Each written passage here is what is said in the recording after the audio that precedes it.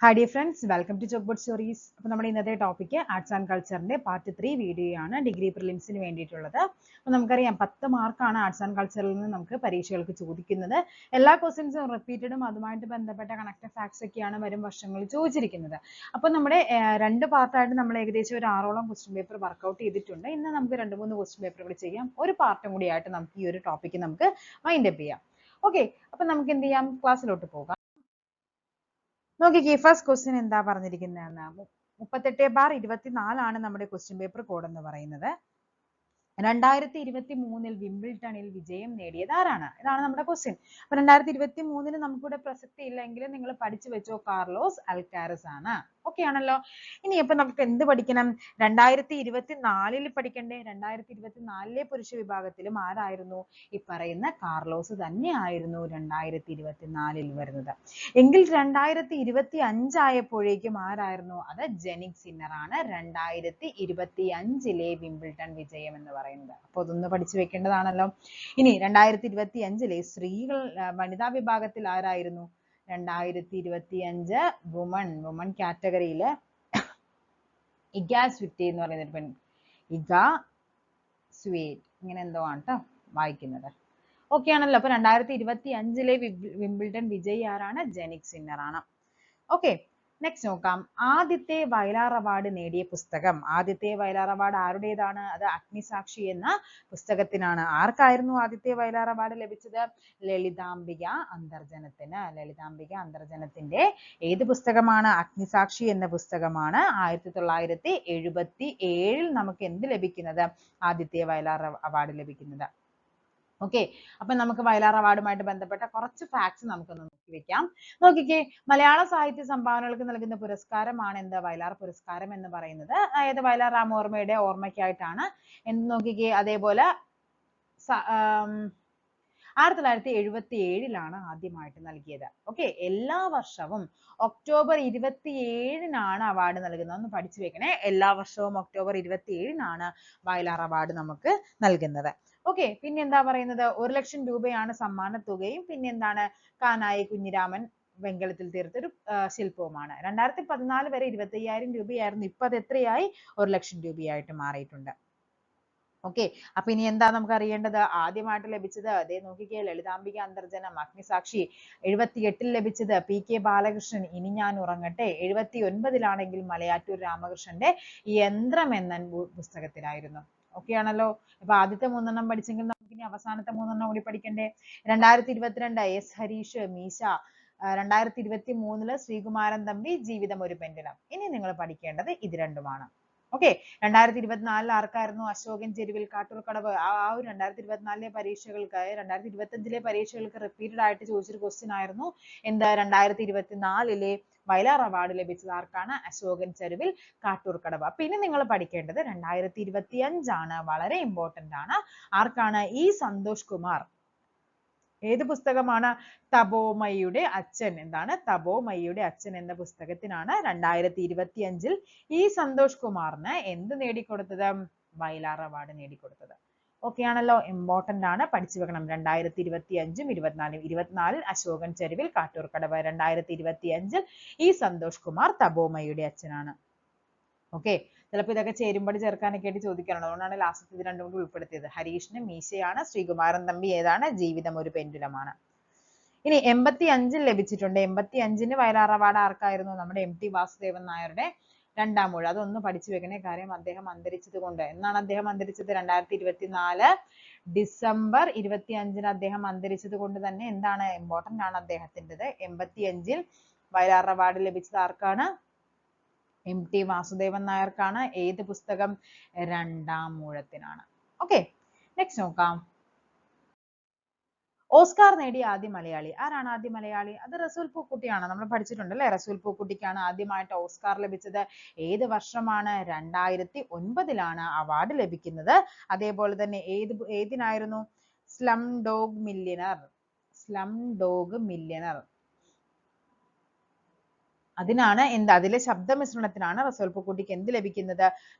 Oscar ലഭിക്കുന്നത്. ആദ്യമായിട്ട് Oscar ലഭിച്ച ഇന്ത്യൻ ചോദിച്ചാൽ അതാരാണ്? ഇന്ത്യൻ ചോദിച്ചു കഴിഞ്ഞാൽ അത് ഭാനു അത്തയ്യാണ്. ഭാനു അത്തയ്യ. ഓക്കെ, ഇനി 2023 ആയപ്പോഴേക്കും ഒരു ഡോക്യുമെന്ററിക്കുള്ള അവാർഡ്, ഹ്രസ്വ ഡോക്യുമെന്ററി, ഷോർട്ട് ഡോക്യുമെന്ററിക്കുള്ള അവാർഡ് ലഭിച്ചിട്ടുണ്ടായിരുന്നു. അത് ഏതാണ്? The elephant whispers. The elephant, ആ സമയത്ത് ഒത്തിരി പരീക്ഷകളിലും ഈ ക്വസ്റ്റ്യൻ ചോദിച്ചിട്ടുണ്ടായിരുന്നു. ദ എലിഫന്റ് വിസ്പേഴ്സ് എന്നുള്ളതാണ്. ആരാണ് അതിന്റെ ഡയറക്ടർ എന്ന് പറയുന്നത്? കാർത്തികി ഗോൺസാൽവസ് ആണ്. കാർത്തികി ഗോൺസാൽവസിന്റെ എലിഫന്റ് വിസ്പേഴ്സ് എന്ന കൃതിക്കാണ് 2023 മികച്ച ഹ്രസ്വ ഡോക്യുമെന്ററിക്കായിട്ട് അവാർഡ് ലഭിച്ചത്. ഓക്കെ, നെക്സ്റ്റ് നോക്കാം. ഏകദിന അന്താരാഷ്ട്ര ക്രിക്കറ്റിൽ സച്ചിൻ ടെണ്ടുൽക്കർ എത്ര റൺസ് നേടി? കണ്ട, എത്ര റൺസ് നേടിയെന്ന കാര്യം ആ സമയത്ത് അദ്ദേഹം വിരമിക്കുന്ന സമയമായതുകൊണ്ടാണ് ആ ക്വസ്റ്റ്യൻ കയറി വന്നത്. അപ്പൊ നിങ്ങൾ പഠിച്ചു വെച്ചോ, 18,426 ആണ് അല്ലെ. സച്ചിൻ രമേശ് ടെണ്ടുൽക്കർ ആണ്. അതേപോലെ അന്താരാഷ്ട്ര ടെസ്റ്റ് ക്രിക്കറ്റിൽ 200 മത്സരങ്ങൾ പൂർത്തിയാക്കിയ ആദ്യ 200 മത്സരങ്ങൾ പൂർത്തിയാക്കിയ ആദ്യ താരം ചോദിച്ചാൽ അത് ആരാണ്? അത് സച്ചിനാണ്. അതേപോലെ T20 ഏറ്റവും കൂടുതൽ റൺസ് നേടിയത് ചോദിച്ചു കഴിഞ്ഞാൽ അത് വിരാടാണ്. അതേപോലെ തന്നെ വേഗത്തിൽ അർദ്ധ സെഞ്ചുറി നേടിയതാരെന്ന് ചോദിച്ചാൽ അത് യുവരാജാണ്. വേഗത്തിൽ അർദ്ധ സെഞ്ചുറി, ഏകദേശം 12 ബോളിലാണ് അദ്ദേഹം എന്ത് ചെയ്തത്? 50 റൺസ് എടുക്കുന്നത്. നെക്സ്റ്റ് നോക്കാം. കാട്ടുകുതിര എന്ന സിനിമയുടെ തിരക്കഥാകൃത്ത് ആരാണ്? കാട്ടുകുതിരയുടെ തിരക്കഥാകൃത്ത് അത് SL പുരം സദാനന്ദനാണ്. ഈ SL പുരം സദാനന്ദനെ നമ്മൾ മറ്റൊന്ന് പഠിച്ചിട്ടുണ്ടല്ലോ, എന്താണ്? ചെമ്മീനിന്റെ തിരക്കഥാകൃത്തും ആരാണ്? ഈ പറയുന്ന SL പുരം സദാനന്ദനാണ് അല്ലെ. ചെമ്മീൻ എന്ന നോവൽ രചിച്ചത് തകഴിയാണ്, അതിന്റെ സംവിധാനം ചെയ്തത് രാമു കാര്യാട്ടാണ് അല്ലെ. ചെമ്മീനിന്റെ ഡയറക്ടർ ആണ് ആര്? ഡയറക്ടർ ആണ് രാമു കാര്യാട്ട്. അതിന്റെ തിരക്കഥ ആരാണ്? SL പുരം സദാനന്ദനാണ്. നോവൽ എഴുതിയത് ആരാണ്? തകഴിയാണ്. ഓക്കെ ആണല്ലോ. അതേപോലെ രാഷ്ട്രപതിയുടെ സ്വർണ്ണ മെഡൽ നേടിയ ആദ്യ ചിത്രം ചോദിച്ചാൽ അത് ചെമ്മീനാണ് അല്ലെ. എങ്കിൽ നമ്മൾ കഴിഞ്ഞ ക്ലാസ്സിൽ പഠിച്ചു, ആദ്യ വെള്ളി മെഡൽ നേടിയ ചിത്രം ഏതാണ്? അത് നീലക്കുയിലാണ്. ആദ്യത്തെ കളർ ചിത്രം ഏതാണ്? അത് കണ്ടം വെച്ച കോട്ടാണ്. ഇതെല്ലാം നമ്മൾ കണക്ട് ചെയ്ത് കുറെ കാര്യങ്ങൾ പഠിച്ചിട്ടുണ്ടായിരുന്നു അല്ലെ, ആദ്യത്തെ ആ ഒരു സിനിമയുമായിട്ട് ബന്ധപ്പെട്ട്. ഓക്കെ ആണല്ലോ. അതേപോലെ ആദ്യത്തെ നമ്മുടെ 3D മൂവി ഏതാണ്? അത് നമ്മുടെ മൈ ഡിയർ കുട്ടിച്ചാത്തനാണ്. നെക്സ്റ്റ് നോക്കാം. ജി ശങ്കരക്കുറുപ്പിന്റെ ഓടക്കുഴലിന് ആമുഖം എഴുതിയത് ആരാണ്? ഓടക്കുഴൽ എന്താണ്? ഓടക്കുഴലിന്റെ പ്രത്യേകത? ജ്ഞാനപീഠം നേടിയ ആദ്യ കൃതിയാണ് അല്ലെ ഓടക്കുഴൽ. ജി ശങ്കരക്കുറുപ്പിന്റെ ഓടക്കുഴലിനാണ് ആദ്യമായിട്ട് ജ്ഞാനപീഠം നേടിയത്. ഓക്കെ, അപ്പൊ എന്താണ് ചോദിച്ചിരിക്കുന്നത്? ഓടക്കുഴലിന് ആരാണ് അതിന്റെ ആമുഖം എഴുതിയതെന്നാണ് ചോദിച്ചിരിക്കുന്നത്. ആരാണ്? അത് എസ് ഗുപ്തൻ നായർ ആണ്. എസ് ഗുപ്തൻ നായർ. ഈ എസ് ഗുപ്തൻ നായർ, ലീലാവതി, ജോസഫ് മുണ്ടശ്ശേരി ഇവരൊക്കെ എന്താണ്? നിരൂപകരായിരുന്നു മെയിൻ ആയിട്ടുള്ള. അതേപോലെ തന്നെ എസ് ഗുപ്തൻ നായരുടെ മറ്റു 2 പുസ്തകങ്ങൾ പഠിച്ചു വെച്ചു. ഇസങ്ങൾക്കപ്പുറം, ഇത് ചോദിച്ചിട്ടുണ്ട്. ഇസങ്ങൾക്കപ്പുറം ആരുടേതാണ്?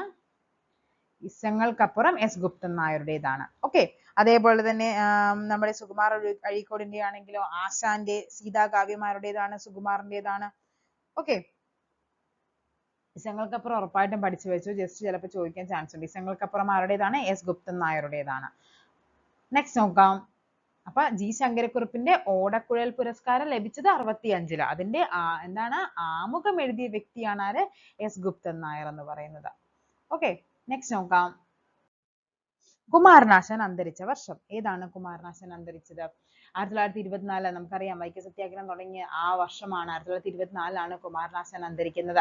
അദ്ദേഹം എവിടെയാണ്? നമുക്കറിയാം പല്ലനയാറ്റ്, ആലപ്പുഴയിലെ പല്ലനയാറ്റിലെ റെഡീമിയർ ബോട്ടപകടത്തിലാണ് കുമാരനാശാൻ അന്തരിക്കുന്നത് അല്ലെ.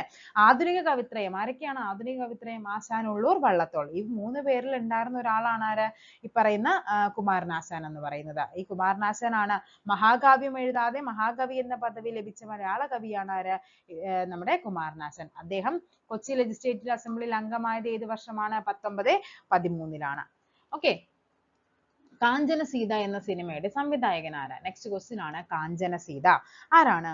ജി അരവിന്ദനാണ് കാഞ്ചന സീത എന്ന സിനിമയുടെ സംവിധായകൻ. അതേപോലെ ജി അരവിന്ദന്റെ മറ്റു കുറച്ച് കൃതികൾ നോക്കാം, സിനിമകൾ നോക്കാം. തമ്പ്, അതേപോലെ പോക്കുവെയിൽ, ഇതൊക്കെ ആരുടേതാണ്? ജി അരവിന്ദന്റേതാണ്. തമ്പ്, പോക്കുവെയില്, എസ്തപ്പാൻ, ഒരിടത്ത്, അങ്ങനത്തെ കുറെ സിനിമകളുണ്ട്. അപ്പൊ ഇതിൽ പഠിച്ചു വെച്ചു. തമ്പ്, പോക്കുവെയിൽ, കാഞ്ചന സീത ആരുടേതാണ്? ജി അരവിന്ദന്റേതാണ്. ഓക്കെ, നെക്സ്റ്റ് നമ്മുടെ ആരാണ്? അടൂർ ഗോപാലകൃഷ്ണൻ. അടൂർ ഗോപാലകൃഷ്ണന്റെ നമ്മൾ പഠിക്കുന്നുണ്ട് അല്ലെ. മതിലുകൾ, പിന്നെ ഏതാണ്? 4 പെണ്ണുങ്ങൾ,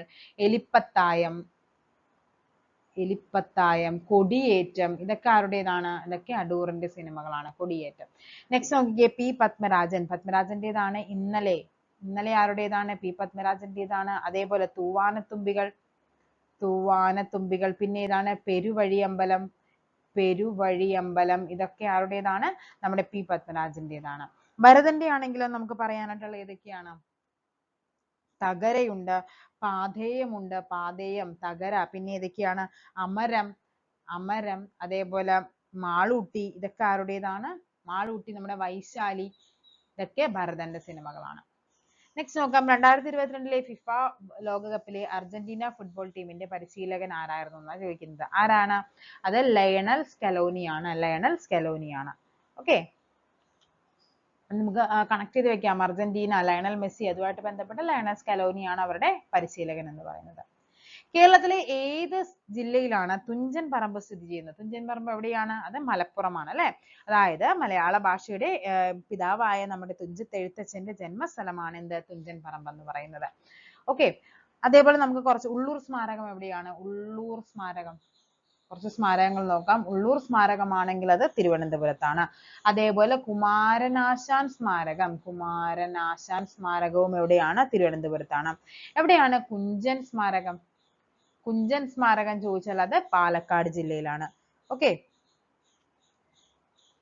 അപ്പൊ ആ ഒരു ക്വസ്റ്റ്യൻ പേപ്പർ കഴിഞ്ഞിട്ടുണ്ട്. ഇനി നമുക്ക് നെക്സ്റ്റ് ക്വസ്റ്റ്യൻ പേപ്പറിലേക്ക് പോകാം. ഏതാണ്? 47/23 നെക്സ്റ്റ് ക്വസ്റ്റ്യൻ പേപ്പർ കോഡ് എന്ന് പറയുന്നത്.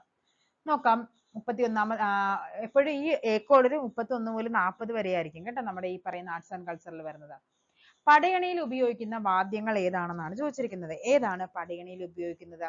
അത് തപ്പും ചെണ്ടയുമാണ്. തപ്പും ചെണ്ടയുമാണ് പടയണിയിൽ ഉപയോഗിക്കുന്നത്. ഓക്കെ, മിഴാവ് എന്തിലാ ഉപയോഗിക്കുന്നത്? മിഴാവ്, മിഴാവ് ഉപയോഗിക്കുന്നത് നമ്മുടെ കൂത്ത് കൂടിയാട്ടത്തിലൊക്കെ മിഴാവാണ്. കൂത്ത് കൂടിയാട്ടം ഏതൊക്കെയാണ്? മിഴാവാണ്. അതേപോലെ ഓട്ടം തുള്ളലാണെങ്കിലോ? ഓട്ടം തുള്ളലാണെങ്കിൽ മദ്ദളവും കുഴിത്താളവുമാണ് ഓട്ടം തുള്ളല്. കുഴിത്താളം. ഓക്കെ, മിഴാവ് എവിടെയാണ്? കൂത്ത് കൂടിയാട്ടത്തിലാണ്. നമ്മുടെ ഓട്ടം തുള്ളലാണെങ്കിൽ എന്താണ്? മദ്ദളമുണ്ട്, അതേപോലെ തന്നെ കുഴിത്താളവും ഒക്കെ ഉണ്ട്. നെക്സ്റ്റ് നോക്കാം. കേരള ചോസർ എന്നറിയപ്പെടുന്നത്. കേരള ചോസർ ആരാണ്? ചീരാമകവി അല്ലെ. ചീരാമകവിയാണ് കേരള ചോസർ എന്നറിയപ്പെടുന്നത്. അപ്പൊ പഠിച്ചു വെച്ച് ചോസർ, ചീരാമകവി. കേരള ചോസർ ചീരാമകവിയാണ്. ഓക്കെ, അങ്ങനെയാണെങ്കിൽ ചെറുശ്ശേരി അറിയപ്പെടുന്നത് എന്താണ്? ചെറുശ്ശേരി ഋതുക്കളുടെ കവിയാണ്. ഋതുക്കളുടെ കവി എന്നറിയപ്പെടുന്ന ആരാണ്? ചെറുശ്ശേരിയാണ്. കേരള ചോസർ ചീരാമ കവിയാണെങ്കിൽ കേരള മോപ്പസാങ് ആരാണ്? കേരള മോപ്പസാങ് അത് തകഴിയാണ്. കേരള മോപ്പസാങ് തകഴിയാണ്. കേരള കാളിദാസൻ ആരാണ്? കാളിദാസൻ ആരാണ്? കേരളവർമ്മ വലിയ കോയിത്തമ്പുരാൻ. കാളിദാസൻ കേരളവർമ്മ വലിയ കോയിത്തമ്പുരാനാണ് കേരള കാളിദാസൻ എന്നറിയപ്പെടുന്നത്. എങ്കിൽ കേരള വ്യാസൻ ആരാണ്? കേരള വ്യാസൻ എന്ന് പറയുന്നത് കൊടുങ്ങല്ലൂർ കുഞ്ഞിക്കുട്ടൻ തമ്പുരാനാണ്. കൊടുങ്ങല്ലൂർ കുഞ്ഞിക്കുട്ടൻ തമ്പുരാനാണ്. ഓക്കെ, അതേപോലെ നമ്മൾ ഇന്നലെ പറഞ്ഞിരുന്നു നിളയുടെ കഥാകാരൻ എന്നറിയപ്പെടുന്ന വ്യക്തിയാണ് ആരെ? MT. നിളയുടെ കഥാകാരൻ, നിളയുടെ കഥാകാരൻ MT ആണെങ്കിൽ, കഥാകാരൻ MT അങ്ങനെയാണെങ്കിൽ നിളയുടെ കവി ആരാണ്? നിളയുടെ കവി എന്നറിയപ്പെടുന്നത് P കുഞ്ഞിരാമൻ നായരാണ്. P കുഞ്ഞിരാമൻ നായർ. അപ്പൊ എന്തൊക്കെയാ നമ്മൾ പറഞ്ഞത്? കേരള ചോസർ ചീരാമകവി, മോപ്പസാങ് തകഴി, കാളിദാസൻ കേരളവർമ്മ വലിയ കോയിത്തമ്പുരാൻ, കേരള വ്യാസൻ കൊടുങ്ങല്ലൂർ കുഞ്ഞിക്കുട്ടൻ തമ്പുരാൻ, നിളയുടെ കവി P കുഞ്ഞിരാമൻ നായർ, നിളയുടെ കഥാകാരൻ ആരാണ്? MT വാസുദേവൻ നായർ. 2022 വിന്റർ ഒളിമ്പിക്സിന് ആതിഥേയത്വം വഹിച്ചത് എവിടെയാണ്? ചൈന. ചൈന. ഓക്കെ, എങ്കിൽ നമുക്ക് പഠിച്ചിട്ടുണ്ട് 2026 എവിടെയാണ് വിന്റർ ഒളിമ്പിക്സ് നടന്നത്? ശൈത്യകാല ഒളിമ്പിക്സ് നമ്മൾ പഠിച്ചിട്ടു അല്ലെ. എവിടെയാണ്? മിലാന കോർട്ടിന അല്ലെ. മിലാന കോർട്ടിന, മിലാന കോർട്ടിന അത് എവിടെയാണ്? കഴിഞ്ഞ ക്ലാസ്സിലൊക്കെ പറഞ്ഞു തന്നാണ്. മിലാന കോർട്ടിന എവിടെയാണ്? ഇറ്റലിയിലാണ്. ഇറ്റലിയിലെ മിലാന കോർട്ടിനയിലാണ് 2026 ശൈത്യകാല ഒളിമ്പിക്സ് നടക്കുന്നത്. അതേപോലെ തന്നെ 2030 2030 വിന്റർ ഒളിമ്പിക്സ് ആണെങ്കിൽ അത് എവിടെയാണ്? അത് ഫ്രഞ്ച് ആൽപ്സ് ആണ്. ഫ്രഞ്ച് ആൽപ്സ് അത് എവിടെയാണ്? ഫ്രാൻസില്. 2028 സമ്മർ ഒളിമ്പിക്സ് ആണെങ്കിലോ? 2028 സമ്മർ ഒളിമ്പിക്സ് ആണ്. സമ്മർ ഒളിമ്പിക്സ് ആണെങ്കിൽ അത് ലോസ് ഏഞ്ചൽസ് ആണ്. അത് നമ്മൾ പറഞ്ഞതാണ്. ലോസ് ഏഞ്ചൽസിലാണ് 2028 സമ്മർ ഒളിമ്പിക്സ്. 2032 സമ്മർ ഒളിമ്പിക്സ് എവിടെയാണ്? 32 സമ്മർ ഒളിമ്പിക്സ് ബ്രിസ്ബോൺ ആണ്. ബ്രിസ്ബോൺ. ബ്രിസ്ബേൺ എവിടെയാണ്? അത് ഓസ്ട്രേലിയയിലാണ്. ഓസ്ട്രേലിയ. ഓക്കെ, നെക്സ്റ്റ് നോക്കാം. ഏത് പ്രത്യേക കായിക ഇനത്തിനാണ് അമേരിക്കൻ കപ്പ് നൽകുന്നത്? അമേരിക്കൻ കപ്പ് നൽകുന്നത് എന്തിനാണ്? യാച്ച് റേസിംഗ് ആണ്. ഒന്ന് പഠിച്ചു വെച്ചോളണേ. Yacht racing. അമേരിക്കൻ കപ്പ് നൽകുന്നത് എന്തിനാണ്? യാച്ച് റേസിംഗിനാണ്. ബംഗ്ലാദേശിന്റെ ദേശീയ ഗെയിം ഏതാണ്? ബംഗ്ലാദേശ് ഏതാണ് ബംഗ്ലാദേശിന്റെ ദേശീയ ഗെയിം? അത് കബഡിയാണ്. കബഡിയാണ് ബംഗ്ലാദേശിന്റെ ദേശീയ ഗെയിം. ഓക്കെ, അർജന്റീനയുടെ ഏതാണ്? അർജന്റീനയുടെ പാറ്റോ. ഒന്ന് പഠിച്ചു വെക്കണം കേട്ടോ. അർജന്റീനയുടെ ദേശീയ ഗെയിം ആണ് പാറ്റോ. ബ്രസീലിന്റെ ഏതാണ്? ഫുട്ബോൾ. കാനഡ ഏതാണ്? Ice hockey. കാനഡയുടേത് ഐസ് ഹോക്കി ആണ്. അടുത്തത് ചൈനയുടേത് ടേബിൾ ടെന്നീസ് ആണ്. ക്യൂബയാണെങ്കിൽ അത് ബേസ്ബോൾ ആണ്. ഇന്ത്യ ആണെങ്കിൽ ഹോക്കി ആണ്. പാകിസ്ഥാൻ ആണെങ്കിലും അതേപോലെ ഹോക്കിയാണ്. അതേപോലെ ന്യൂസിലാൻഡ് ആണെങ്കിലോ ന്യൂസിലാൻഡിൻ്റെത് റഗ്ബിയാണ്. റഗ്ബിയിലെ കളിക്കാരുടെ എണ്ണം നമ്മൾ കഴിഞ്ഞ ദിവസം പറഞ്ഞിരുന്നു, 15 കളിക്കാരാണെന്നൊക്കെ നമ്മൾ പറഞ്ഞിരുന്നു അല്ലെ. ശ്രീലങ്ക ആണെങ്കിലോ ശ്രീലങ്ക, അതൊക്കെ നമ്മൾ കഴിഞ്ഞ ക്ലാസ്സിൽ പറഞ്ഞതാണ്. ശ്രീലങ്ക ഏതാണ്? വോളിബോൾ ആണ്. ശ്രീലങ്ക വോളിബോൾ ആണ്. ഇന്ത്യയും പാകിസ്ഥാനും എവിടെ എന്താണ്? ഹോക്കിയാണ്. USA നമ്മൾ പറഞ്ഞു ഇല്ല. USA എവിടെ എന്താണ്? USA ബേസ്ബോൾ ആണ്. ബേസ്ബോൾ. ഓക്കെ, അപ്പൊ എന്ന് പഠിച്ചു വെച്ചേക്ക. അർജന്റീന പാറ്റോ, അതേപോലെ Bangladesh kabaddi, Brazil football, Canada ice hockey, China table tennis, Cuba baseball, USA baseball, India hockey, Pakistan hockey, New Zealand rugby, Sri Lanka volleyball ആണ്. ചെട്ടിക്കുളങ്ങര ഭരണി ഏത് ജില്ലയിലെ ഒരു ഭഗവതി ക്ഷേത്രവുമായി ബന്ധപ്പെട്ടതാണ്? ആലപ്പുഴ ജില്ലയിലാണ് ചെട്ടിക്കുളങ്ങര ഭരണി നടക്കുന്നത് കേട്ടോ. ചെട്ടിക്കുളങ്ങര ഭരണി ആലപ്പുഴ. കൽപ്പാത്തി എവിടെയാണ് കൽപ്പാത്തി രഥോത്സവം നടക്കുന്നത്? അത് പാലക്കാടാണ്. അതേപോലെ തൃപ്പൂണിത്തുറ അത്തച്ചമയം നടക്കുന്ന എവിടെയാന്ന് ചോദിക്കാറുണ്ട്. കഴിഞ്ഞ പരീക്ഷയ്ക്ക് ചോദിച്ചിട്ടുണ്ടായിരുന്നു. അത് എവിടെയാണ്? നമ്മുടെ എറണാകുളം ജില്ലയിലാണ് തൃപ്പൂണിത്തുറ അത്തച്ചമയം നടക്കുന്നത്. അതേപോലെ ചെറുകോൽപ്പുഴ കൺവെൻഷൻ നടക്കുന്ന നദി ചോദിക്കാറുണ്ട്. അത് ഏതാണ്? പമ്പ നദീ തീരത്താണ്. മാരമൺ എവിടെയാണ്? മാരമൺ കൺവെൻഷൻ എപ്പോഴും ചോദിക്കുന്ന ഒരു ക്വസ്റ്റ്യൻ ആണ്. അതും നമ്മുടെ പമ്പയുടെ തീരത്താണ്. ഓക്കെ,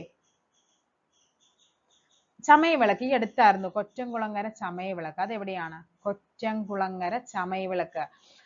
എന്തെങ്കിലും കാര്യസാധ്യത്തിന് ആണുങ്ങൾ പെൺവേഷം കെട്ടി വിളക്കെടുക്കുന്ന ഒരു ചടങ്ങാണത്. കൊറ്റംകുളങ്ങര ചമയവിളക്ക് കൊല്ലം ജില്ലയിലാണ്. കൊല്ലം ജില്ലയിൽ. ഓക്കെ, നെക്സ്റ്റ് നോക്കാം. കേരള ഫോക്ലോർ അക്കാദമിയുടെ ആദ്യ ചെയർമാൻ ആണ് ചോദിച്ചിരിക്കുന്നത്. അത് ഭാർഗവൻ പിള്ളയാണ്. കേരള ഫോക്ലോർ അക്കാദമിയുടെ ആദ്യ ചെയർമാൻ ഭാർഗവൻ പിള്ളയാണെങ്കിൽ നിലവിൽ ആരാണ്? നിലവിൽ ഫോക്ലോർ അക്കാദമിയുടെ OS ഉണ്ണികൃഷ്ണനാണ്. OS ഉണ്ണികൃഷ്ണനാണ് നിലവിൽ ഫോക്ലോർ അക്കാദമിയുടെ ചെയർമാൻ എന്ന് പറയുന്നത്. എങ്കിൽ ലളിതകല അക്കാദമിയുടെ ആരാണ്? ലളിതകല അക്കാദമിയുടെ നിലവിലും വേണം, നമുക്ക് എന്താണ് ആദ്യത്തേതും വേണം. ഓക്കെ, അപ്പൊ നിലവിൽ ആരാണെന്ന് ചോദിച്ചാൽ ലളിതകല അക്കാദമിയുടെ മുരളി ചീരോത്താണ് നിലവിൽ ലളിതകല അക്കാദമിയുടെ പ്രസിഡന്റ് എന്ന് പറയുന്നത്. ആദ്യ പ്രസിഡന്റ് ചോദിച്ചു കഴിഞ്ഞാൽ അത് ആരാണ്? അത് എം രാമവർമ്മയാണ്. എം രാമവർമ്മ രാജയാണ് ആദ്യത്തേത്. അപ്പൊ എന്താ പറഞ്ഞത്? നിലവിൽ ആരാണ്? ലളിതകല അക്കാദമിയുടെ നിലവിൽ എം രാജവർമ്മയും എം രാമവർമ്മ രാജവർമ്മയല്ല കേട്ടോ, രാമവർമ്മ രാജയും അതേപോലെ തന്നെ നിലവിൽ മുരളി ചീരോത്തുമാണ്. എങ്കിൽ സംഗീത നാടക അക്കാദമിയുടെ നിലവിൽ ആരാണ്? സംഗീത നാടക അക്കാദമിയുടെ മട്ടന്നൂർ ശങ്കരൻകുട്ടിയാണ്. നിലവിൽ മട്ടന്നൂരും. ആദ്യത്തേത് ചോദിച്ചു കഴിഞ്ഞാൽ മങ്കുത്തമ്പുരാനാണ്. മങ്കുത്തമ്പുരാൻ. അതായത് ഇങ്ങനെ ചോദിക്കാറുണ്ട്. കേരള സംഗീത നാടക അക്കാദമിയുടെ ആദ്യ അധ്യക്ഷ എന്ന് ചോദിക്കുമ്പോൾ പഠിച്ചു വെച്ചോ, മങ്കുത്തമ്പുരാൻ എന്ന് പറയുന്നത് ഒരു സ്ത്രീയാണ്. ഓക്കെ, അത് തമ്പുരാൻ എന്ന് കേൾക്കുമ്പോൾ നിങ്ങളത് പുരുഷനാണെന്ന് വിചാരിച്ചിട്ട് അധ്യക്ഷ എന്ന് ചോദിക്കുമ്പോൾ മാറ്റി ചിന്തിക്കരുത്. മങ്കുത്തമ്പുരാൻ എന്ന് പറയുന്നത് ഒരു സ്ത്രീയാണ്. ഓക്കെ, നെക്സ്റ്റ് നോക്കാം. PT ഉഷയ്ക്ക് നേരിയ വ്യത്യാസത്തിൽ വെങ്കല മെഡൽ നഷ്ടപ്പെട്ട ഒളിമ്പിക്സ് ഏതാണ്? ഏത് ഒളിമ്പിക്സിലാണ് വെങ്കല മെഡൽ നഷ്ടപ്പെടുന്നത്? അത് 1984 ലോസ് ഏഞ്ചൽസിലാണ്. ലോസ് ഏഞ്ചൽസ് ഒളിമ്പിക്സ് ആണ്. ഏത് വർഷം? 1984 ലോസ് ഏഞ്ചൽ ഒളിമ്പിക്സില് 400 മീറ്റർ ഹർഡിൽസിലാണ് എന്ത് ചെയ്യുന്നത്? വെങ്കല മെഡൽ നഷ്ടമാകുന്നത്.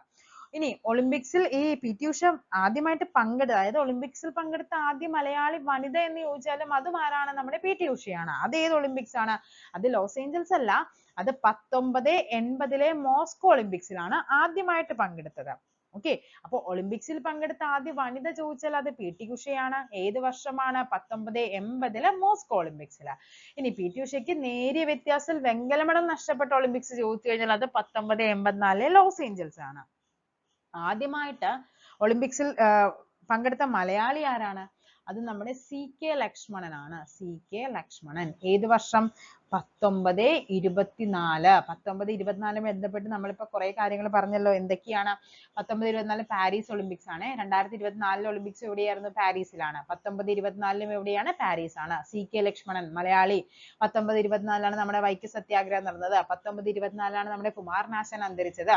ഓക്കെ, അങ്ങനെ കണക്ട് ചെയ്ത് പഠിക്കുമ്പോൾ വർഷങ്ങൾക്കൊക്കെ വലിയ നമുക്ക് കുഴപ്പമില്ലാണ്ട് ഓർത്തിരിക്കാൻ പറ്റും. അപ്പൊ 1924 മറ്റൊരു പ്രത്യേകത എന്താണ്? പാരീസ് ഒളിമ്പിക്സ് ആയിരുന്നു. ആദ്യമായിട്ടൊരു മലയാളി പങ്കെടുത്തു. ആരാണ്? CK ലക്ഷ്മണനാണ്. ഓക്കെ, ആദ്യമായി പങ്കെടുത്ത ചോദിച്ചാൽ അത് CK ലക്ഷ്മണനാണെങ്കിൽ ആദ്യമായിട്ട് മെഡൽ ജേതാവായ ആദ്യ മലയാളി ചോദിച്ചാൽ അത് മാനുവൽ ഫെഡറിക് ആണ്. ഹോക്കിയിലായിരുന്നു. Manuel Frederick hockey.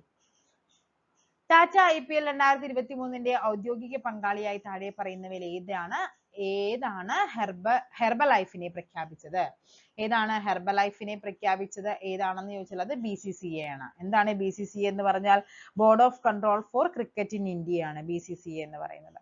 Okay, ICC എന്ന് പറഞ്ഞാൽ എന്താണ്? ഇന്റർനാഷണൽ ക്രിക്കറ്റ് കൗൺസിൽ ആണ് അല്ലെ. IOC അറിയാലോ, ഇന്ത്യൻ ഓയിൽ കോർപ്പറേഷൻ ആണ്. DRDO എന്താണ്? DRDO defence research and development organisation ആണ്. Defence research development organisation. Joint commanders conference 2023 പ്രധാനമന്ത്രി നരേന്ദ്രമോദി ഏത് നഗരത്തിൽ പങ്കെടുക്കും എന്നാണ്. അതായത് 2023 ക്വസ്റ്റ്യൻ പേപ്പർ ആണല്ലോ ഇത്. അത് എവിടെയായിരുന്നു? അപ്പൊ പഠിച്ചു വെച്ചോ. ജോയിന്റ് കമാൻഡേഴ്സ് കോൺഫറൻസ് 2023 നടന്നത് ഭോപ്പാലിലാണ്. ഭോപ്പാലിൽ. എങ്കിൽ 2024 ജോയിന്റ് കമാൻഡേഴ്സ് കോൺഫറൻസിന്റെ വേദി എന്ന് പറഞ്ഞത് ലക്നൗ ആയിരുന്നു. ലക്നൗ. അപ്പൊ 2023 എവിടെയാണ്? ഭോപ്പാലാണ് വേദി. 2024 എവിടെയാണ്? ലക്നൗ ആണ്. 2025 വേദി കൽക്കട്ടയാണ്. കൽക്കട്ട പഠിച്ചു വെച്ചോളേ, കയറി ചോദിക്കാൻ ചാൻസ് ഉണ്ട്. ജോയിന്റ് കമാൻഡേഴ്സ് കോൺഫറൻസ് 2025 വേദി എന്ന് പറയുന്നത് എവിടെയാണ്? കൽക്കട്ടയാണ്. എങ്കിൽ army commanders conference, okay, army commanders conference 2025 എവിടെയാണെന്ന് ചോദിച്ചാൽ അത് ന്യൂഡൽഹിയാണ്. ന്യൂഡൽഹി. ഓക്കെ, അപ്പൊ രണ്ടും തിരിഞ്ഞു പോകരുത്. ഇത് ജോയിന്റ് കമാൻഡേഴ്സ് ആണ് കൽക്കട്ട എന്ന് പറയുന്നത് അല്ലെ. ഇവിടെ എന്താണ്? ആർമി കമാൻഡേഴ്സിന്റെ എവിടെയാണ്? ന്യൂഡൽഹിയാണ്. ഓക്കെ, അപ്പൊ ആ ഒരു ക്വസ്റ്റ്യൻ പേപ്പറും കൂടി കഴിഞ്ഞിട്ടുണ്ട്. മൂന്നാമത്തെ ക്വസ്റ്റ്യൻ പേപ്പറിലേക്ക് പോകാം നമുക്ക്. 2020 സമ്മർ ഒളിമ്പിക്സ് എവിടെയാണ് നടത്താനായിട്ട് നിശ്ചയിച്ചിരിക്കുന്നതെന്നാണ് ചോദിച്ചത്. ഓക്കെ, അപ്പൊ സമ്മർ ഒളിമ്പിക്സ്, വിന്റർ ഒളിമ്പിക്സ് എപ്പോഴും ചോദിക്കുന്നുണ്ടെന്ന് മനസ്സിലായല്ലോ. എവിടെയാണ് സമ്മർ ഒളിമ്പിക്സിന്റെ വേദി എന്ന് പറയുന്നത്? ടോക്കിയോ. നിശ്ചയിച്ചിരുന്നത് എവിടെയാണ്? ടോക്കിയോ ആണ്. അപ്പൊ 2024 സമ്മർ ഒളിമ്പിക്സ് എവിടെയാണ്? അതാണ് നിങ്ങൾ പഠിക്കേണ്ടത് കേട്ടോ. 2024 സമ്മർ ഒളിമ്പിക്സ് എവിടെയാണ്? പാരീസ്. ഇപ്പൊ നമ്മൾ പറഞ്ഞു തന്നതേ ഉള്ളൂ. 2028 നെക്സ്റ്റ് എവിടെയാണ് വരേണ്ടത്? അത് പറഞ്ഞു, ലോസ് ഏഞ്ചൽസ് അല്ലെ. അങ്ങനെയാണെങ്കിൽ 2032 എവിടെയാണെന്നാണ് ഇപ്പൊ പറഞ്ഞു തന്നത്. അത് ബ്രിസ്ബെയിൻ. ബ്രിസ്ബെയിൻ എവിടെയാണ്? ഓസ്ട്രേലിയയിലെ ബ്രിസ്ബെയിലാണ് 2032. അപ്പൊ Paris Olympics 2024, 2028 Los Angeles, 2032 Brisbane ആണ്. ഓക്കെ, അപ്പൊ 2026 വിന്റർ ഒളിമ്പിക്സ് എവിടെയാണ്?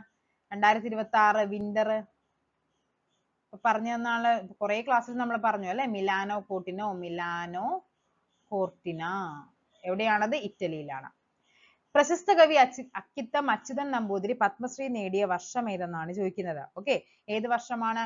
2017 അദ്ദേഹം എന്ത് നേടുന്നത്? പത്മശ്രീ നേടുന്നത് അല്ലെ. അദ്ദേഹത്തിന്റെ ജന്മസ്ഥലം എവിടെയാണ്? കുമാരനെല്ലൂരാണ് ജന്മസ്ഥലം എന്ന് പറയുന്നത്. ഓക്കെ, അദ്ദേഹം അന്തരിക്കുന്ന എന്നാണ്?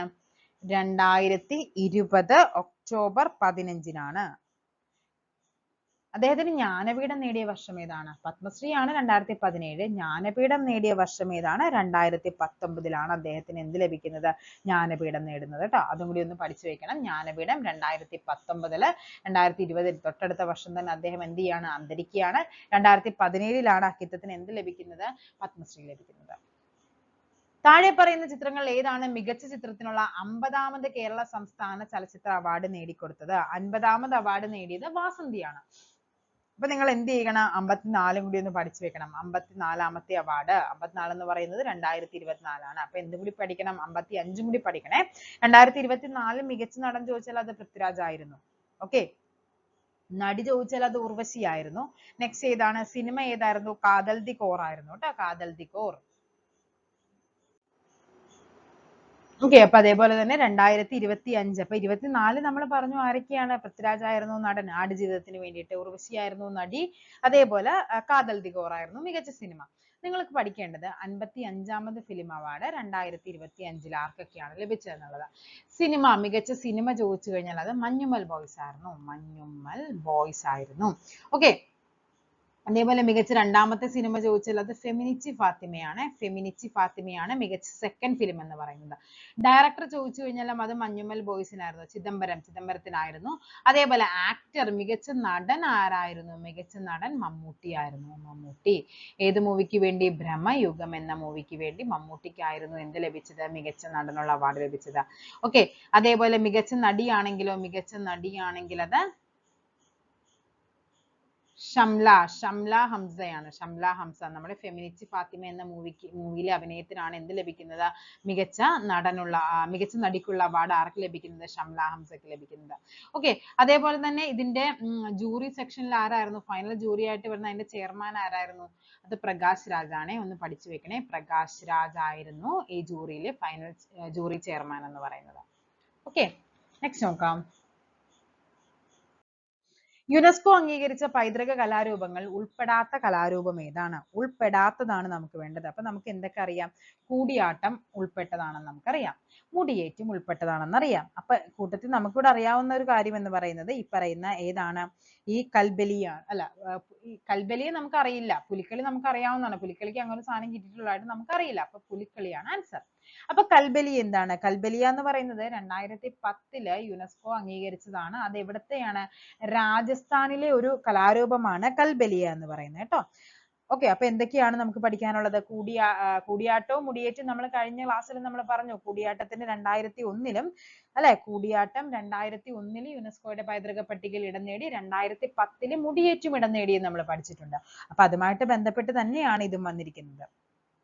ഓക്കെ, അപ്പൊ ചോദിക്കാറുണ്ട് യുനെസ്കോയുടെ ഇന്ത്യയിൽ നിന്ന് യുനെസ്കോയുടെ ലോക പൈതൃക പട്ടികയിൽ ഇടം നേടിയ ആദ്യ കലാരൂപം ചോദിച്ചാൽ അത് ഏതാണ്? കൂടിയാട്ടമാണ്. ഓക്കെ, അപ്പൊ ഇനി നമുക്ക് അടുത്ത എന്താണെന്ന് നോക്കാനുള്ളത്? കൽബലിയ രാജസ്ഥാൻ നമ്മൾ പറഞ്ഞു. അടുത്ത ഏതാണെന്ന് നോക്കാം. നമ്മൾ കൂടിയാട്ടമുണ്ട്, കൂടിയാട്ടം 2001. നെക്സ്റ്റ് വരേണ്ടത് രാമലീല. രാമലീല എന്നാണ്? 2005 അതെവിടെയാണ്? ഉത്തരേന്ത്യ. ഓക്കെ, അതേപോലെ ചൗ നൃത്തം ഏത് വർഷമാണ് യുനെസ്കോയുടെ പൈതൃക പട്ടികയിൽ ഇടം നേടിയത്? 2010. അതേപോലെ കൽബലിയ അത് എവിടെയാണ്? 2010. എവിടെ? രാജസ്ഥാനാണ്. ഈ ചൗ നൃത്തം എന്ന് പറയുന്നത് കിഴക്കേ ഇന്ത്യ, നമ്മുടെ ആ ഒരു കോർണറിലായിട്ട് വരുന്ന സ്ഥലമില്ലേ, കിഴക്കേ ഇന്ത്യ എന്നാ പറയുന്നത്. ഇനി കൽബലിയെ നമ്മൾ പറഞ്ഞു. മുടിയേറ്റ്, നെക്സ്റ്റ് വരുന്നത് മുടിയേറ്റായിരുന്നു. മുടിയേറ്റും 2010 കേരളമാണ്. നെക്സ്റ്റ് വരുന്നത് സങ്കീർത്തന. ഒന്ന് പഠിച്ചു വെക്കണേ, സങ്കീർത്തന 2013 യുനെസ്കോയുടെ പൈതൃക പട്ടികയിൽ ഇടം നേടിയത്. അത് മണിപ്പൂരാണ്. അപ്പൊ ചിലപ്പോൾ ചോദിക്കാം, സങ്കീർത്തന എന്ന കലാരൂപം ഏത് സംസ്ഥാനവുമായി ബന്ധപ്പെട്ടിരിക്കുന്നു? എവിടെയാണ്? മണിപ്പൂറാണ്. കൂടിയാട്ടം 2001, രാമലീല 2005, ചൗ നൃത്തം 2010, Kalbelia Rajasthan 2010, Mudiyettu 2010. Okay, Australian open 2021 വനിതാ സിംഗിൾസ് ചാമ്പ്യൻഷിപ്പിനൊപ്പം നവോമി ഒസാക്ക എത്ര ഗ്രാൻഡ് സ്ലാമുകൾ നേടിയെന്നാണ് ചോദിക്കുന്നത്. എത്രയാണ്? 4 കേട്ടോ, 4. അപ്പൊ നമുക്ക് എന്ത് പഠിക്കണം? ഓസ്ട്രേലിയൻ ഓപ്പൺ എന്താണ്? 2025 പഠിക്കണം. 2025 ഓസ്ട്രേലിയൻ ഓപ്പൺ പഠിക്കണം.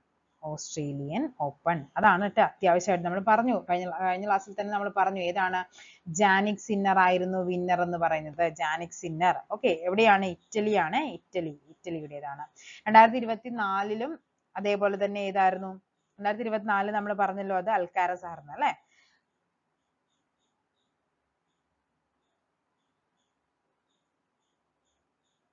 നമ്മൾ നേരത്തെ പറഞ്ഞ വിംബിൾഡണിന്റെ കാര്യമല്ലേ, വിംബിൾഡൺ ഇതാണ് ട്ടോ. അപ്പോൾ ഇവിടെ ഓസ്ട്രേലിയയിലും ആരാണ്? ഓസ്ട്രേലിയൻ ഓപ്പണിലും 2025 ജാനിക് സിന്നർ ആണ്. 2024 ആരായിരുന്നു? ജാനിക് സിന്നർ ആണ്. അതായത് തുടർച്ചയായി അടുപ്പിച്ച് 2 കിരീടം നേടുന്ന ആ ഒരു വ്യക്തിയാണ് ജാനിക് സിന്നർ എന്ന് പറയുന്നത്. അതായത് അദ്ദേഹത്തിന് 2025 കിരീടം നേടിയപ്പോൾ അദ്ദേഹം തുടർച്ചയായിട്ട് 2024 അദ്ദേഹത്തിന് ലഭിച്ചു, 2025 എന്താണ്? അദ്ദേഹത്തിന് തന്നെയാണ് ലഭിക്കുന്നത്. ഓക്കെ, നെക്സ്റ്റ് നോക്കാം.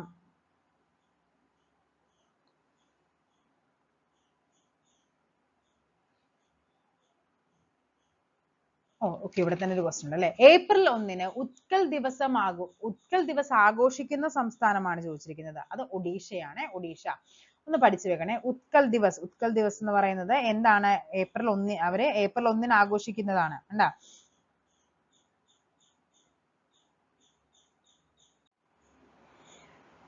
അപ്പൊ പഠിച്ചു വെച്ചോ ഉത്കൽ ദിവസ്. അപ്പൊ എന്താണ് അവർ ഏപ്രിൽ 1 ഉത്കൽ ദിവസ് എന്ന് ആഘോഷിക്കാൻ കാരണം? അതായത് 1936 ഏപ്രിൽ 1 ബംഗാൾ പ്രസിഡൻസിയുടെ ഭാഗമായിരുന്നു ഈ പറയുന്ന ഒഡീഷ. അതൊരു പ്രത്യേക പ്രവിശ്യയായിട്ട് മാറിയതിന്റെ ഓർമ്മയ്ക്കായിട്ടാണ് ഇവർ എന്ത് ചെയ്യുന്നത്? ഏപ്രിൽ 1 ഉത്കൽ ദിവസ് ആഘോഷിക്കുന്നത്. അതേപോലെ പഠിച്ചു വെക്കേണ്ടതാണ്, ഇമ്പോർട്ടന്റ് ആയ ഒരു കാര്യമാണ് കൂഗി. കൂഗി എന്ന് പറയുന്ന ഒരു സംസ്ഥാനം രൂപീകരിക്കണമെന്ന് ആവശ്യപ്പെട്ട് പ്രക്ഷോഭം നടത്തുന്ന ഒരു സ്റ്റേറ്റ് ഉണ്ട്. അത് ഏതാണ്? അത് നമ്മുടെ മണിപ്പൂർ ആണ്. അതായത് അതിൽ നിന്ന് കൂഗി എന്ന് പറയുന്ന ഒരു പുതിയ സ്റ്റേറ്റ് വേണമെന്ന് പറയുന്നത്. അപ്പൊ കൂഗി സ്റ്റേറ്റുമായിട്ട് ബന്ധപ്പെട്ടത് ഏതാണ്? മണിപ്പൂരാണ്. ഓക്കെ, അതേപോലെ തന്നെ ഗുർഗാലാൻഡ്. എന്താണ്? ഗൂർഗാലാൻഡ് എന്ന പ്രത്യേക സംസ്ഥാനം ആവശ്യപ്പെട്ട് പ്രക്ഷോഭം നടത്തുന്നതാണ്. ഗൂർഗാലാൻഡ് എന്ന് പറയുന്നത് നമ്മുടെ പശ്ചിമ ബംഗാളാണ്. പശ്ചിമ ബംഗാൾ. അപ്പൊ അവർ മണിപ്പൂർ എന്താണ്? മണിപ്പൂരിന് കൂഗിയാണ്. കൂഗി എന്ന് പറയുന്ന ഒരു സംസ്ഥാനം, പുതിയ സംസ്ഥാനം വേണമെന്ന് പറഞ്ഞു. പശ്ചിമ ബംഗാളിലാണെങ്കിൽ ഏതാണ്? ഗൂർഗാലാൻഡ്. ഗൂർഗാലാൻഡ് എന്ന പ്രത്യേക സംസ്ഥാനം വേണമെന്നും പറഞ്ഞ് പ്രക്ഷോഭം നടത്തുന്നവരാണ് ആര്? പശ്ചിമ ബംഗാളുകാര്. ഓക്കെ, നെക്സ്റ്റ് നോക്കാം. കൈകൊണ്ട് വരച്ച ഒരുതരം തുണിത്തരമാണ് കലങ്കാരി പെയിന്റിംഗ്. ഇന്ത്യയിലെ ഏത് സംസ്ഥാനത്താണ് ഇത് നിർമ്മിക്കുന്നത്? എവിടെയാണ്? ആന്ധ്രാപ്രദേശ്. ആന്ധ്രാപ്രദേശിലാണ് കലങ്കാരി പെയിന്റിംഗ്. നമുക്കല്ലേ, നമ്മളെ സ്ത്രീകൾക്ക് മെയിൻ ആയിട്ട് അറിയാം കലങ്കാരി. ഇവിടെയൊക്കെ ഭയങ്കര ട്രെൻഡിങ് ആയിരുന്നു കലങ്കാരിയുടെ സെറ്റും മുണ്ടും അതേപോലെ ബ്ലൗസും കാര്യങ്ങളും ചുരിദാറൊക്കെ. അപ്പൊ കലങ്കാരി പെയിന്റിംഗ് ആയിട്ട് ബന്ധപ്പെട്ടത് ഏതാണ്? നമ്മുടെ ആന്ധ്രാപ്രദേശ് ആണ്. ആന്ധ്രാപ്രദേശ്. നെക്സ്റ്റ് നോക്കാം. മലയാളത്തിൽ ആദ്യമായി അച്ചടിച്ച മാസിക ഏതാണ്? ജ്ഞാനനിക്ഷേപമാണ് മലയാളത്തിൽ ആദ്യമായിട്ട് അച്ചടിച്ച മാസിക. ആദ്യത്തെ പത്രമാണ് ഇത് രാജ്യസമാചാരം എന്ന് പറയുന്നത്. ക്യൂ എന്ന പദം ഏത് സംഭവവുമായിട്ട് ബന്ധപ്പെട്ടിരിക്കുന്നു? ക്യൂ എന്ന് പറഞ്ഞാൽ ഏതാണ്? ബില്യാർഡ്സുമായിട്ട് ബന്ധപ്പെട്ട ഒരു വാക്കാണ് ക്യൂ എന്ന് പറയുന്നത്. അപ്പൊ എന്താണ്? കളികളും അതുമായിട്ട് ബന്ധപ്പെട്ട വാക്കുകൾ, കളികളും അതുമായിട്ട് ബന്ധപ്പെട്ട ട്രോഫികൾ, കളികളും അതുമായിട്ട് ബന്ധപ്പെട്ട കളിക്കാരുടെ എണ്ണം. ഇതിൽ നിന്ന് മൂന്നിൽ നിന്ന് ഏതെങ്കിലും ഒരു ക്വസ്റ്റ്യൻ ഉറപ്പായിട്ടും എല്ലാ പരീക്ഷകൾക്കും വരുന്നുണ്ട്. ഓക്കെ, അപ്പൊ നിങ്ങൾ എന്ത് ചെയ്യുക? ആ ഏരിയ ഒന്ന് വായിച്ചു വിട്ടിരിക്കുക. ഇന്ത്യൻ മർച്ചന്റ് നേവിയുടെ ആദ്യത്തെ വനിതാ ക്യാപ്റ്റൻ ചോദിച്ചാൽ അതാരാണ്? Radhika Menon. Okay, Indian merchant നേവിയുടെ ആദ്യത്തെ വനിതാ ക്യാപ്റ്റൻ ആണ് രാധിക മേനോൻ. ആരാണ് മേരി പുന്നൻ ലൂക്കോസ്? നമ്മൾ പഠിക്കുന്നുണ്ടല്ലേ. ആദ്യത്തെ വനിതാ സർജൻ ആണ് മേരി പുന്നൻ ലൂക്കോസ് എന്ന് പറയുന്നത്. ആദ്യത്തെ വനിതാ സർജൻ ചോദിച്ചു കഴിഞ്ഞാൽ അത് മേരി പുന്നൻ ലൂക്കോസ് ആണ്. കരസേനയുടെ ആദ്യത്തെ വനിത ലഫ്റ്റനന്റ് ജനറൽ ചോദിച്ചു കഴിഞ്ഞാൽ അതാരാണ്? അത് പുനിത അനോറയാണ്. പുനീത അനോറ. എന്താണ്? കരസേനയുടെ ആദ്യത്തെ വനിതാ ലഫ്റ്റനന്റ് ജനറൽ ആണ് പുനീത അനോറ. ആരാണ്? വിജയലക്ഷ്മി ലക്ഷ്മണൻ. അത് വ്യോമസേനയുടെ ആദ്യ വനിതാ ഓഫീസർ ആണ് എന്താ? വിജയലക്ഷ്മി രമണൻ. അപ്പൊ നിങ്ങൾ എന്ത് പഠിച്ചു വെക്കണം? വ്യോമസേന വിജയലക്ഷ്മി രമണൻ ആദ്യത്തെ വനിതയല്ലേ. ഇനി മർച്ചന്റ് നേവി ആണെങ്കിൽ രാധിക മേനോൻ, കരസേനയിലാണെങ്കിൽ അത് പുനിത അനോറ, ആദ്യത്തെ വനിതാ സർജൻ ആണെങ്കിൽ അത് മേരി പുന്നൻ ആണ്. ഓക്കെ, ബാക്കിയുള്ള ക്വസ്റ്റ്യൻ പേപ്പേഴ്സും നമുക്കിനി അടുത്ത ക്ലാസ്സിൽ ചെയ്യാം. ഇപ്പൊ തന്നെ ഏകദേശം അരമണിക്കൂറിൽ കൂടുതലായി. ഓക്കെ, അപ്പൊ നമുക്ക് എന്ത് ചെയ്യാം? അടുത്ത ക്ലാസ്സിൽ നമുക്ക് വീണ്ടും കാണാം. Thank you.